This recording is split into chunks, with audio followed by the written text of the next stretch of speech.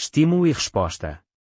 Os progressos mais marcantes, realizados na reflexão sobre os fenômenos sociais, vieram à luz em período de crise, ou a propósito de uma crise. Claro, não basta que estoure uma crise para suscitar automaticamente um progresso. É preciso, ademais, que ela se produza em épocas conscientes, onde exista um meio intelectual, ou ao menos alguns grupos de homens acostumados, por gosto ou por profissão, a analisar os fatos e a refletir livremente sobre os assuntos abstratos. Notemos que o meio intelectual não deve ser confundido com a opinião pública, a qual também reflete os acontecimentos, ou reage aos acontecimentos. A condição da reflexão sociológica é a existência de um grupo que tente buscar outros dados que não os imediatos e tradicionais, e que não esteja ligado de antemão às explicações e às soluções costumeiras. Estas considerações de Gaston Bataille em seu traité de Sociologie não se aplicam somente ao domínio sociológico. Em todos os campos, o progresso do pensamento sempre se fez sob o impulso das crises, porque o conhecimento, dizia Aristóteles, nasce do espanto, e a crise é a mãe dos espantos.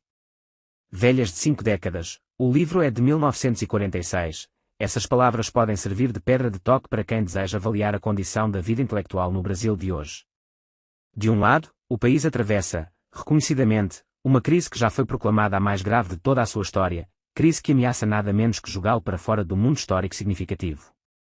De outro lado, a produção intelectual desta década de crise, por grande que tenha sido na quantidade, nem de longe se poderia comparar, na qualidade e importância, às majestosas florações de talento, de consciência, de força criadora, de que a inteligência brasileira se mostrou capaz na década de 30 ou na transição dos anos 50 aos 60.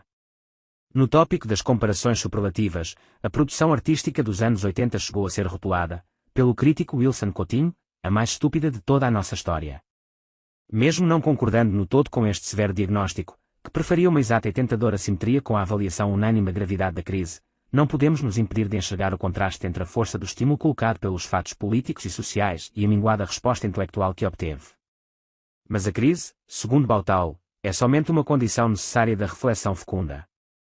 Para que se torne suficiente, é preciso que a ela se some uma outra condição, que é a existência de um meio intelectual atento e lúcido, capaz de buscar novos tipos de dados e de encontrar novas maneiras de enfocar a situação. No Brasil dos anos 80, esta última condição não se cumpriu. A intelectualidade fracassou.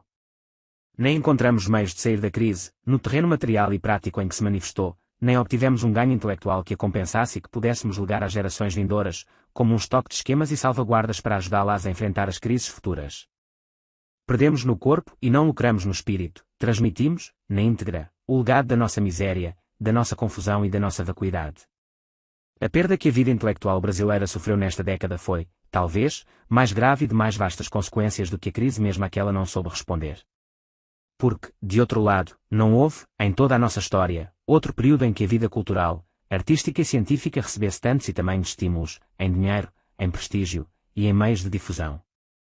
Este fato tem sido sistematicamente omitido, mesmo por aqueles que reconhecem e denunciam a nossa atual pobreza cultural, e talvez a causa da omissão esteja naquilo que dizia Goethe: certas pessoas não abdicam do erro porque devem a ele sua existência. Mas vejam, por um instante, a quantidade de intelectuais que, marginalizados, silenciados, oprimidos ou exilados no período da ditadura, puderam, nesta década, retomar seu trabalho neste país, em plena liberdade, cercados do aplauso que as nações concedem aos heróis que retornam. Vejam a ampliação exuberante da oferta de empregos em redações de jornais e revistas, em canais de televisão, em escolas, em universidades, em institutos de pesquisa, que permitiu a formação da mais numerosa e próspera classe letrada que já existiu neste país. Vejam o crescimento, sem precedentes, do mercado livreiro, refletido em festivais e em milionárias bienais do livro. Vejam a massa de escritores, de sociólogos, de artistas, que, antes jogados para o ostracismo e o anonimato, enclausurados no porão do esquecimento e do silêncio, puderam subir para cargos de prestígio e poder no governo da nação e dos Estados, na nova democracia. Vejam tudo isto e digam, honestamente, se nada mudou neste país desde os tempos em que o mercado, anémico e provinciano, não podia sustentar um único escritor profissional em full-time, digam se nada mudou desde o tempo em que viver de literatura, ou de filosofia, ou de qualquer outra expressão da inteligência, era um risco heroico só assumido pelos fortes, capazes de renunciar com altivo desprezo aos confortos da vida burguesa. Digam se nada mudou desde os tempos em que Glauber Rocha tinha de rodar Barravento com uns restos de filme vencido, ou em que João Antônio escrevia os esplêndidos contos de Malagueta, Perus e Bacanaço nas mesas de pensões infetas do bairro do Brás, entre putas e bandidos. Tudo, mas tudo mudou. Nunca o intelectual foi mais badalado, ajudado, cortejado e sobretudo bem pago, do que o foi nesta década. Tudo, fundações, bolsas, fellowships, concursos, coedições, Lei Sarney, bienais do livro, tudo, nos anos 80, trouxe o intelectual brasileiro para mais perto do beautiful people que hoje frequenta as livrarias e restaurantes da moda, e para mais longe do isolamento que deprime e da miséria que esteriliza. Se o pensamento criativo necessita de um obstáculo, de um desafio, não se poderia desejar nada melhor do que uma crise. Se, por outro lado, ao estímulo negativo do desafio é preciso somar-se o estímulo positivo dos meios de trabalho e da promessa de recompensas, isto também não faltou. Desafiado pela crise, incentivado pelo status privilegiado que adquiriu na nova República, o intelectual brasileiro deveria, segundo a lógica e as aparências, ter reagido de uma maneira mais animadora. E aí vem a pergunta decisiva: por que é que aquilo que deveria ter acontecido não aconteceu? Mas, antes de tentar respondê-la, é preciso lembrar ainda mais uma coisa. Além do desafio e do estímulo, cuja presença acabamos de constatar, ainda havia mais uma e fortíssima razão para que, em boa lógica, se pudesse esperar algo de melhor da nossa produção cultural dos anos 80. Refiro-me ao fato de que todo mundo tinha como certo que, com o fim da ditadura, aconteceria um florescimento cultural de grandes proporções. Quase todos os que, neste país, sabiam ler e escrever, acreditaram, durante 2 décadas, que a nossa inspiração não tinha secado, que estava bloqueada temporariamente pela censura, pela perseguição aos intelectuais e, enfim, pela estupidez maciça da ditadura mesma, que reduzira o Brasil à condição de paróquia interiorana.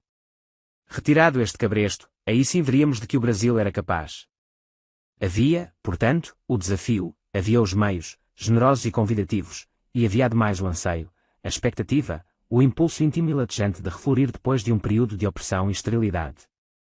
Havia tudo isto, e no entanto, quando o vendaval da liberdade botou abaixo os portões dos cárceres e deu passagem à flor do pensamento nacional, enfim emergida das sombras, tudo o que se viu surgir de dentro do ventre obscuro do tempo foi o Fernando Gabeira, de sunga, proclamando que, à luz da razão e da ciência, aquele negócio de macho já era. O nome de um conjunto de rock, de muito sucesso nos últimos tempos, resumiu com precisão o anticlímax destes 10 anos de vida cultural brasileira, aquilo del nisso. Se havia desafio, motivo, meios e desejo, volta à pergunta: por que é que aquilo que deveria ter acontecido não aconteceu? Porque nossos intelectuais não fizeram aquilo que tudo levava a esperar que fizessem. Porque condições predisponentes tão favoráveis não puderam ser captadas e sintetizadas num grande reflorescimento da cultura. Você não sabe, eu também não sei. Mas, como se entende pelo texto de Bautau, o serviço do intelectual, se quer contribuir ao progresso do conhecimento, consiste em tentar ver os fatos por novos ângulos, não a torto e a direito e a toda hora, por mania de novidade, mas por necessidade objetiva, quando os antigos não funcionam mais. E alguns ângulos possíveis são os seguintes: não haverá algo de errado nas nossas convicções habituais sobre o que suscita, mantém e fomenta a vida intelectual. Mais precisamente, quando, seguindo uma crença generalizada, sustentamos que a vida intelectual depende das condições históricas e sociais, não estaremos tirando desta premissa, indiscutivelmente certa, a conclusão errônea de que é à sociedade e não ao indivíduo que cabe a iniciativa de buscar as respostas, de fazer avançar o conhecimento. E esta crença implícita e semiconsciente não estará levando os intelectuais a esperarem tudo da cultura institucionalizada, especialmente das universidades, e nada dos indivíduos. Não estaremos esperando que uma abstração, a sociedade, faça por nós aquilo que somente nós mesmos, indivíduos reais e concretos, podemos fazer. A habitual visão brasileira da cultura como produto social não estará gerando este indesejável efeito colateral de fazer-nos esperar que o rabo venha a abanar o cachorro.